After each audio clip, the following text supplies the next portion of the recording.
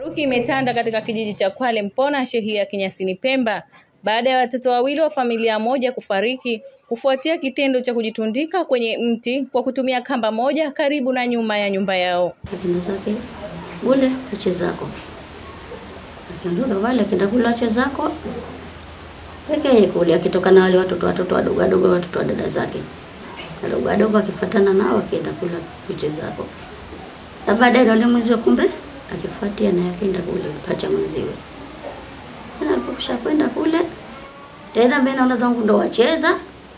Baada ya muda kumaliza kukikita muhogo, mie nikatoka pale nikasema ngoja nde nikajisaidia kachupa kujua nikajisaidia kisha nitafuta chenja nyefanye moto ule muhogo sijutendeka.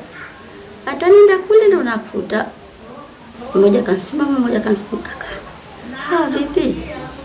Nikiwazungukia mbele nikiwaangalia tena naona ashajitia kamba hawapo. Kwa kweli tokeo hilo limetugusa na limetuumiza sana tu, hasa kama ni wazazi. Kwa hiyo kwa kweli tunaumia 100%. Kwa hiyo huu ni mtihani mrefu. Daktari wa kitengo cha dharura katika hospitali ya wilaya ya Kinyasini, Daktari Saidi Mohamed, amekiri kupokea miili ya watoto hao wakiwa tayari wameshafariki.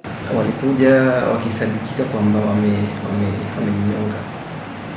Baada ya kupokea maiti zile tuliziona kwamba zote mbili ziko na kamba katika shingo zao na ni kamba ya nylon na zote mbili ni kamba ya aina moja. Kamanda wa polisi mkoa wa Kusini Pemba, William Mwampagale, amethibitisha kutokea kwa tukio hilo. Nimepokea taarifa ya kujinyonga kwa watoto wawili wa kike ambao walikuwa ni mapacha. Tunaendelea na uchunguzi zaidi kubaini kama tukio hilo kweli lilisababishwa tu na sababu hiyo ya watoto hao kugombana na mama yao mzazi au kuna chanzo kingine ambacho kilipelekea watoto hao kujinyonga. Aisha Haji, Azam News.